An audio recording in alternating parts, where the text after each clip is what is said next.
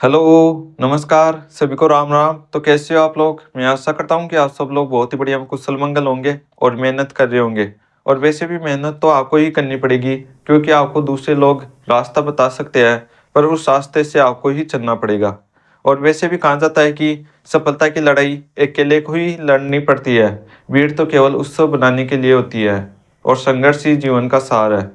तो हमने पिछली क्लास में रामदेव जी के बारे में देखा था कि उनका जन्म बाड़मेर के छोटे से गांव उडू कश्मीर में हुआ था। और उनके पिता का नाम अजमल जी तौर था, और उनकी माता का नाम मेणादे था, और उनकी पत्नी का नाम नेतलदे था। और रामदेव जी ने कामड़ियापन चलाया और शुद्धि आंदोलन चलाया। तो हमने इन सारी चीज़ों के बारे में पिछली क्लास में चर्चा कर ली थी। तो आज हम पढ़ने वाले हैं बाबूजी राठौड़ के बारे में। तो पहले हमें हेडिंग लगा लेते हैं बाबूजी राठौड़। और पीरों में तीसरे लोक देवता हुए बाबूजी राठौड़। बाबूजी राठौड़।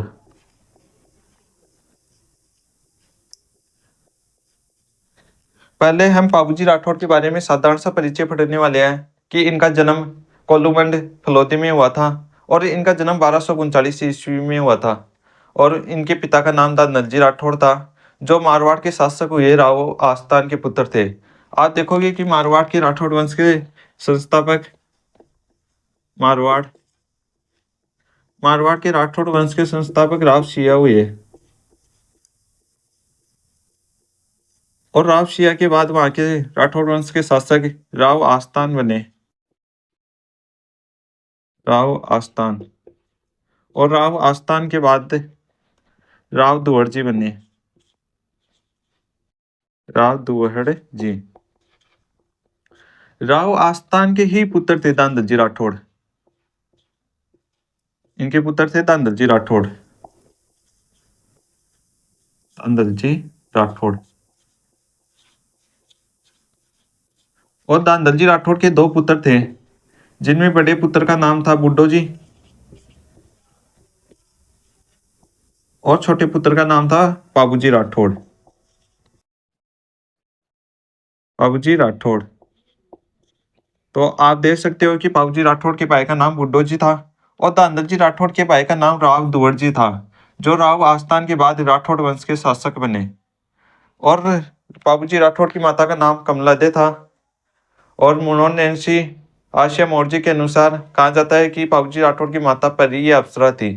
तो पहले हम इन सारी चीज़ों के बारे में नोट कर लेते हैं, फिर आगे बढ़ते हैं। तो पहले मैं इसे मिटा देता हूँ।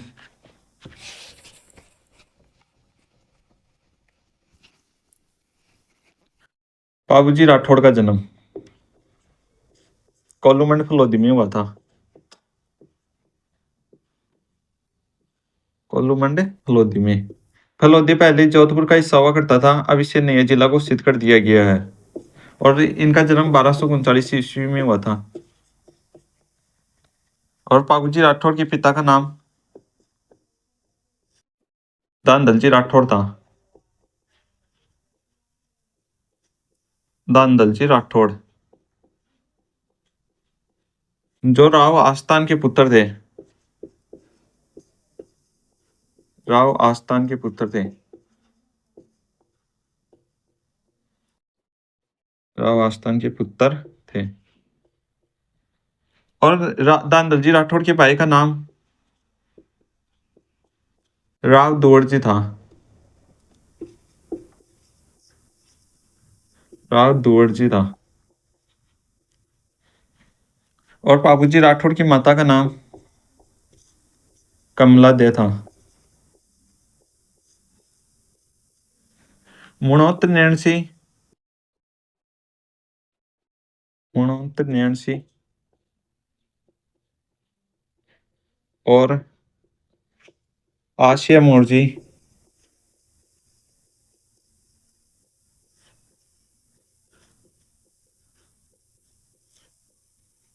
आशिया मोर्जी के अनुसार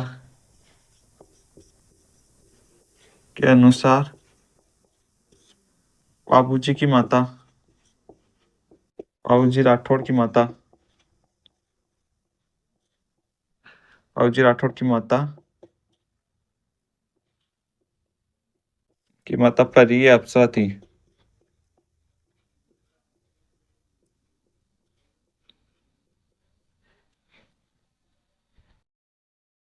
कहा जाता है कि बाबूजी राठौड़ की माता परी अप्सरा थी। पहले क्या हुआ करता था कि इंद्रलोक से परियां धरती पर आया करती थी, पर उनके साथ एक कमी थी। क्या होता था कि उन्हें कोई देख लेता था तो वो वापस इंद्रलोक में नहीं जा पाती थी। तो वो इसीलिए क्या करती थी कि मध्य रात्रि को आया करती थी। तो एक बार क्या हुआ कि मारवाड़ में एक तालाब के पास परी आई और वो उस तालाब को देखकर उसमें नहाने लग गई। और तभी क्या होता है कि बाबूजी राठौड़ के पिता धनंजय जी राठौड़ अपनी घोड़ी पर सवार होकर उस तालाब के पास से गुजरे होते हैं। और तभी वो उस तालाब को देखकर वो अपनी घोड़ी को पानी पिलाने लगते हैं। और तभी दांदल जी राठौड़ की नज़र उस परी पे पड़ती है। अब जरा सी बात है कि उस परी को देखने के बाद उस परी की शक्तियाँ खत्म हो जाएगी और वो वापिस इंद्रलोक में नहीं जा पाएगी। और तभी क्या होता है कि दांदल जी राठौड़ उस परी को शादी के लिए बोलते हैं और वो परी भी हाँ तो कर लेती है, पर दांदल जी राठौड़ के सामने दो शर्तें रखती है। वो पहली शर्त तो रखती है कि मेरा अलग से महल होगा और आपको मेरे महल में प्रवेश करने से पहले परमिशन लेनी होगी। तो दांदल जी राठौड़ भी इन शर्तों को मान लेते हैं। और कहा जाता है कि बाबूजी राठौड़ भी उस परी के ही पुत्र थे। तो एक बार क्या होता है कि दांदल जी राठौड़ बिना परमिशन के ही उस परी के महल में घुस जाते हैं और दांदल जी राठौड़ देखते हैं कि एक शेरनी बाबूजी राठौड़ को दूध पिला रही है। वो परी क्या करती थी कि दिन में अपना रूप चेंज करके रहती थी और दांदल जी राठौड़ भी इस दृश्य को देखकर आश्चर्यचकित हो जाते हैं। और कहा जाता है कि उस दिन के बाद वो परी दांदल जी राठौड़ को छोड़कर चली जाती है। और फिर कहा जाता है कि बाबूजी राठौड़ का पालन पोषण उसके बाद उनकी माता कमला देन ने किया था। और बाबूजी राठौड़ की पत्नी का नाम फुलम दे या सुप्यार दे था, जो अमरकोट के शासक सूरजमल सोडा की पुत्री थी। और बाबूजी राठौड़ के पास एक घोड़ी भी थी जिसका नाम था केसर कालमी, जो माँ देवर चारनी की थी। और बाबूजी राठौड़ के एक बहन भी थी जिसका नाम था पेमा बाई, जो जायल के शासक हुए। जायल वर्तमान में नागौर में है। वहाँ के एक शासक हुए जिंदराव जी, उनके साथ विवाह हो रखा था। तो हम पहले इन सारी चीज़ों को नोट कर लेते हैं, फिर आगे बढ़ते हैं। तो बाबूजी राठौड़ की पत्नी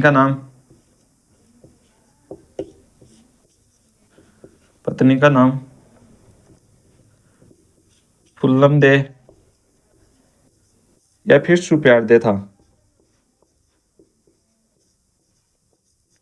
जो अमरकोट के शासक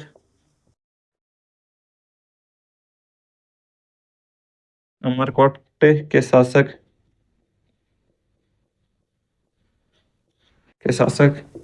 सूरजमल सोडा की पुत्री थी।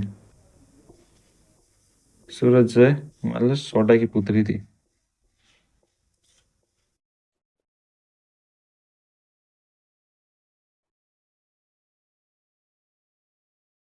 और बाबूजी राठौड़ के पास एक घोड़ी भी थी जिसका नाम था केसर कालमी,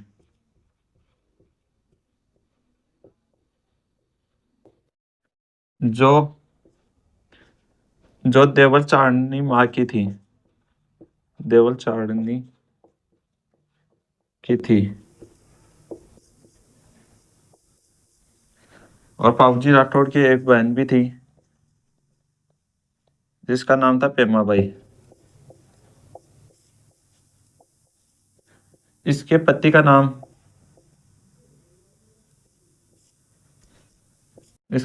नाम जिंदराव खिची था।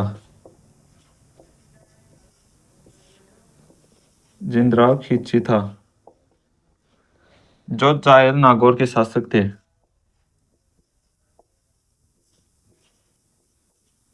जायल नागौर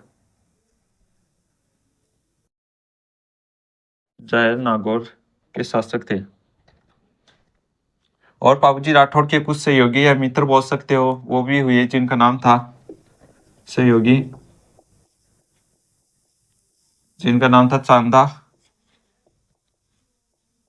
देमा और हरमल।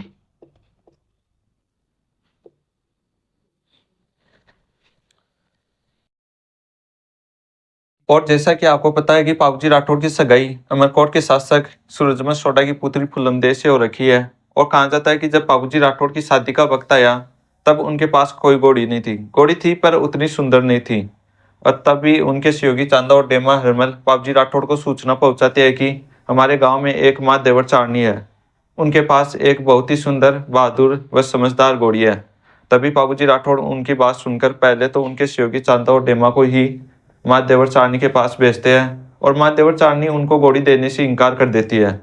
और उनके सहयोगी पहले तो बाबूजी राठौड़ के पास आते हैं और बाबूजी राठौड़ को बोलते हैं कि हमें तो माँ देवर चारनी घोड़ी देने से इनकार कर दी। और फिर बाबूजी राठौड़ खुद माँ देवर चारनी के पास जाते हैं और माँ देवर चारनी से घोड़ी मांगते हैं। और माँ देवर चारनी तो पहले तो बाबूजी राठौड़ को भी इनकार कर देती है घोड़ी देने से। और फिर बाबूजी राठौड़ दोबारा से रिक्वेस्ट करते हैं और फिर माँ देवर चारनी बाबूजी राठौड़ को घोड़ी दे तो देती है, पर उनके साथ एक शर्त भी रखती है। कहती है कि मेरी गायों की रक्षा आप करोगे। और बाबूजी राठौड़ भी इस शर्त को मान लेते हैं। और फिर बाबूजी राठौड़ माँ देवर चारनी को पूछते हैं कि मुझे कैसे पता चलेगा कि आपकी गायों पर संकट आया हुआ है। और माँ देवर चारनी बोलती है कि जब भी मेरी गायों पर कोई संकट आएगा तो ये घोड़ी अपने आप ही हिनहिनाने लग जाएगी। जिस प्रकार कुत्ता आवाज निकालता है तो उसे भौंकना बोलते हैं, उसी प्रकार जब घोड़ी आवाज निकालती है तो उसे हिनाना बोलते हैं। और बाबूजी राठौड़ भी इस बात को सुनकर उस घोड़ी को घर पर लेकर आ जाते हैं। और कहा जाता है कि जब बाबूजी राठौड़ दूल्हे के रूप में सज धज कर उस घोड़ी पे बैठते हैं तो वो बहुत ही सुंदर लग रहे थे। और वैसे भी कहा जाता है कि जितने भी लोक देवता हुए उनमें सबसे सुंदर लोक देवता बाबूजी राठौड़ ही थे। और जब बाबूजी राठौड़ उस घोड़ी पे बैठते हैं तो उनके सहयोगी चांदा और डेमा हरमल बाबूजी राठौड़ को बोलते हैं कि आज तो अमरकोट के सारे छज्जे टूट जाएंगे।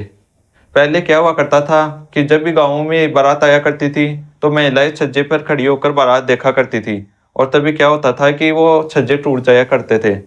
और सच में कहा जाता है कि जब बाबूजी राठौड़ अपनी बारात लेकर अमरकोट गए तो उनको देखने के लिए इतनी भीड़ हो गई थी कि वहां के पूरे छज्जे टूट गए थे। और जितनी चर्चा बाबूजी राठौड़ की सुंदरता और बहादुरी की हो रही थी उतनी चर्चा उनकी घोड़ी केसर कालमी की हो रही थी। और तभी वहाँ के शोडाउन ने बाबूजी राठौड़ को बोला कि ऐसा क्या है कि आपकी घोड़ी में इतनी बहादुर है तो हमारी घोड़ी से कंपटीशन करा के देख लो। तो पहले बाबूजी राठौड़ उनको मना कर देते हैं, कहते हैं कि हमारी घोड़ी इतनी दूर से चल के आई है, वो बहुत ही थक चुकी है, आपको कंपटीशन ही करवाना है तो एक दो दिन बाद करवा लेना। वो फिर भी नहीं मानते हैं और कंपटीशन कराने लगते हैं। और कहा जाता है कि वो घोड़ी इतनी थकी हुई थी फिर भी उनकी घोड़ी से जीत जाती है। और इस बात से वहाँ के सोडाओ बहुत नाराज होते हैं।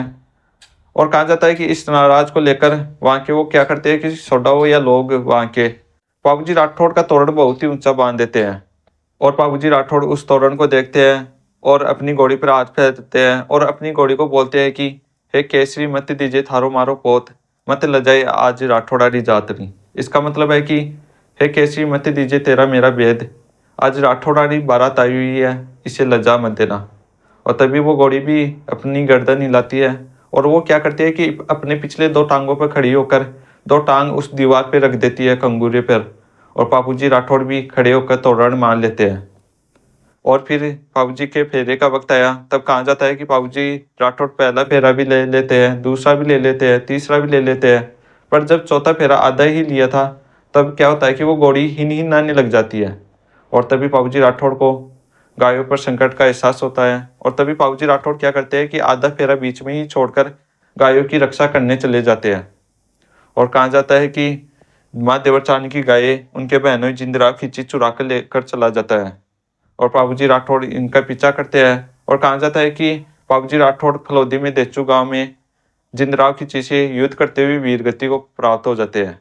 और बाबूजी राठौड़ की समाधि देचू गांव में बनी हुई है।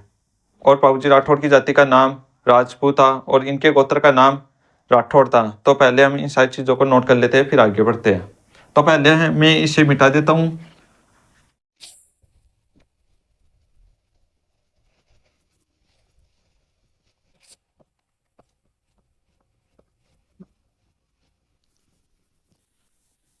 तो पहले बाबूजी राठौड़ की जाति का नाम लिख लेते हैं।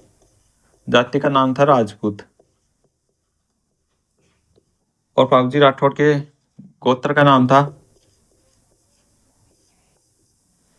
राठौड़।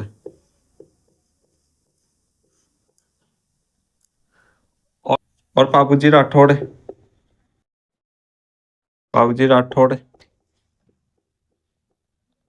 राठौड़ अपने बहनोई पने पहनोई जिंदरा खिंची जिंदरा खिंची से देवल देवल चारनी की गायों की रक्षा करते हुए देचू गांव देचू जो फलोदी में है देचू गांव फलोदी में वीर गति को प्राप्त हो जाते हैं। वीर गति को प्राप्त हो जाते हैं। प्राप्त हो जाते हैं। और बाबूजी राठौड़ को मारवाड़ में सर्वप्रथम ऊँट लाने का श्रेय भी दिया जाता है। और ऊँट पालक जाति रायका रेबारी बाबूजी राठौड़ को अपना आराध्य देव भी मानती है। तो हम पहले इसको भी नोट कर लेते हैं।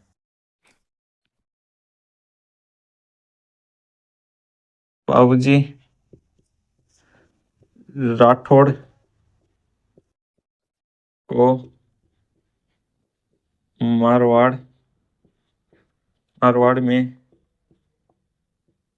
में सर्वप्रथम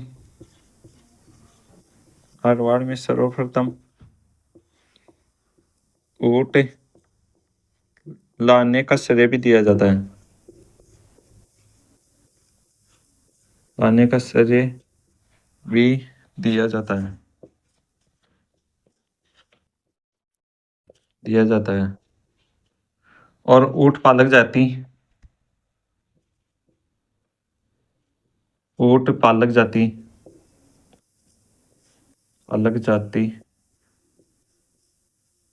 रायका या फिर रेबारी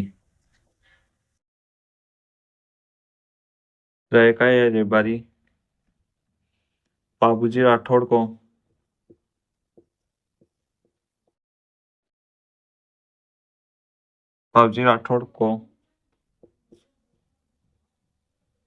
अपना आराध्य देव मानती है।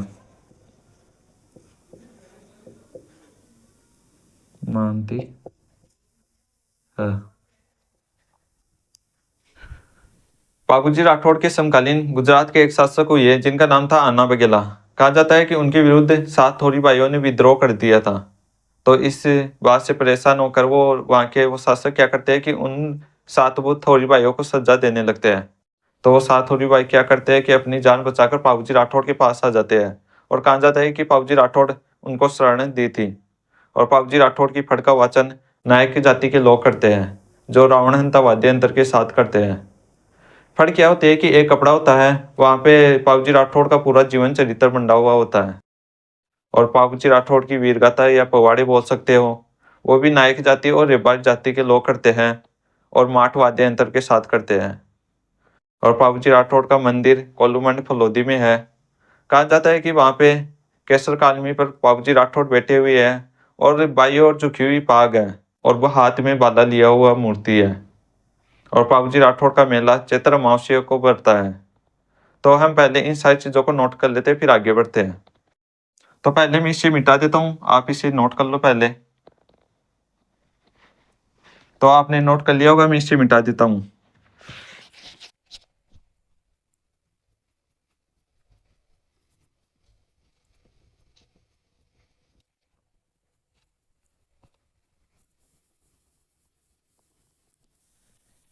तो बाबूजी राठौड़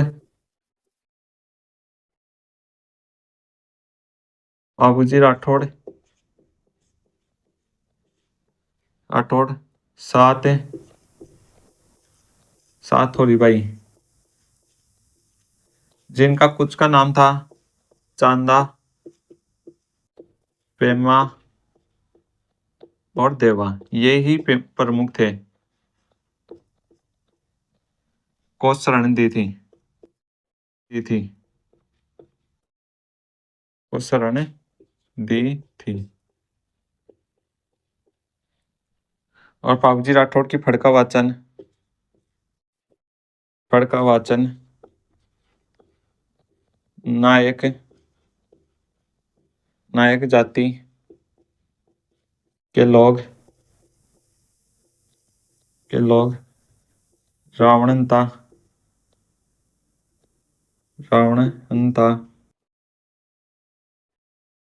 वाद्य यंत्र के साथ करते हैं, यंत्र के साथ करते हैं।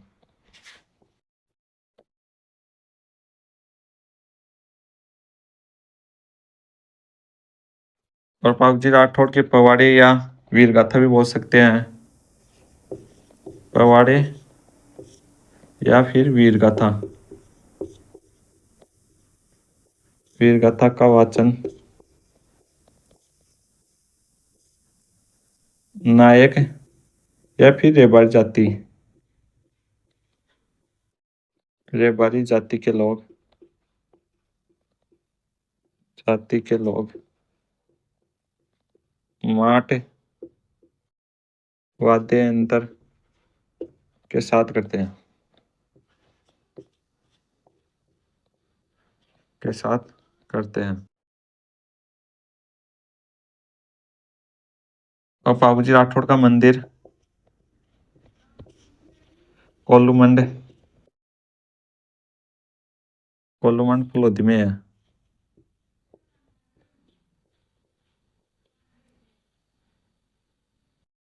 कोल्लूमंड फलोदी में है। और एक अन्य मंदिर भी है जो आहड़ उदयपुर में है, आहड़ उदयपुर। और बाबूजी राठौड़ का प्रतीक, प्रतीक केसर,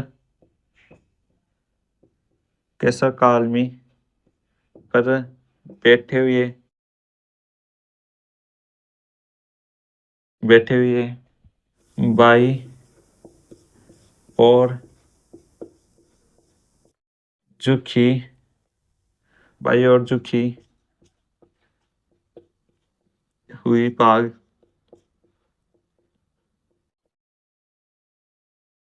और हाथ में लिया हुआ बाला, हाथ में लिया हुआ बाला। और इनका मेला चैत्र अमावस्या को पड़ता है, चैत्र अमावस्या।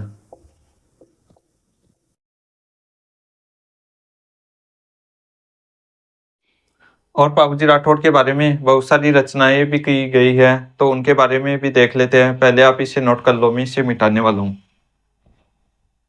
तो आपने नोट कर लिया होगा, मैं इसे मिटा देता हूँ।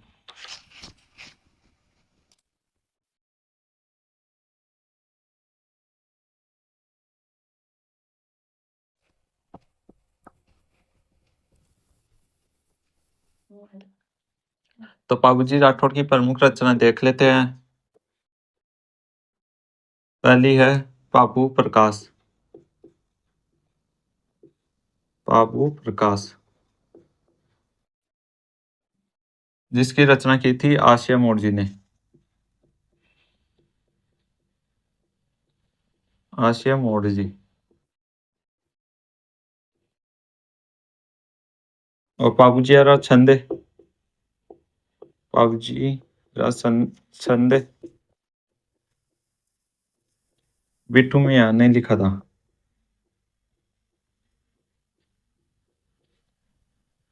और बाबूजी रा गीत, बाबूजी रा गीत वाकी दास ने लिखा था।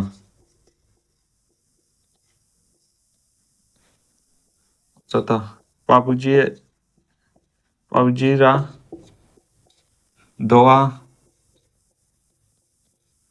लगराज ने लिखा था।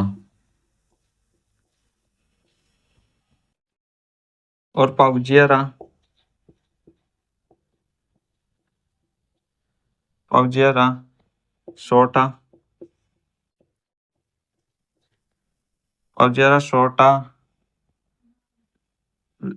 छोटा रामनाथ कविया ने लिखा था। और अभी हम बाबूजी राठौड़ के उपनाम भी देख लेते हैं। बाबूजी राठौड़ को लक्ष्मण का अवतार भी मानते हैं। बाबूजी राठौड़ को ऊँटों के देवता भी कहते हैं। और बाबूजी राठौड़ को प्लेग रक्षक देवता भी कहते हैं। और बाबूजी राठौड़ ने गायों की रक्षा की तो उन्हें गौरक्षक देवता भी कहते हैं।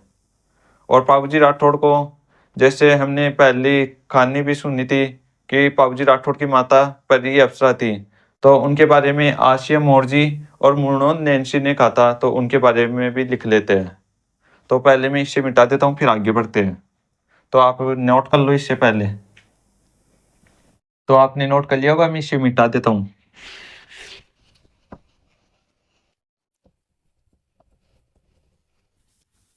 आप बाबूजी राठौड़ के उपनाम भी देख लेते हैं। उपनाम पहला है लक्ष्मण के अवतार। लक्ष्मण के अवतार थे।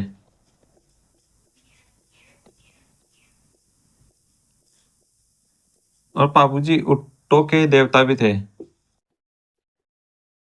ऊँट रक्षक देवता।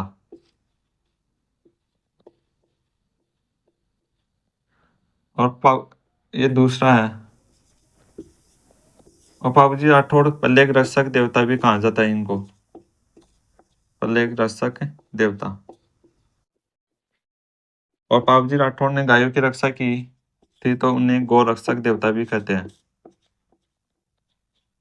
गौ रक्षक देवता। और बाबूजी राठौड़ की माता के बारे में मुणोत नैन्सी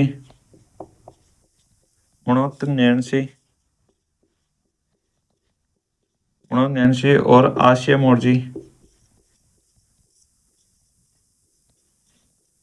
आशिया मोरजी के अनुसार उनकी माता परी या फिर अप्सरा थी।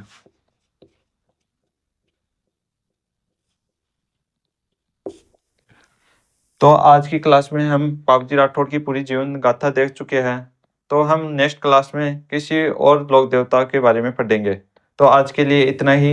सभी को धन्यवाद। Thank you.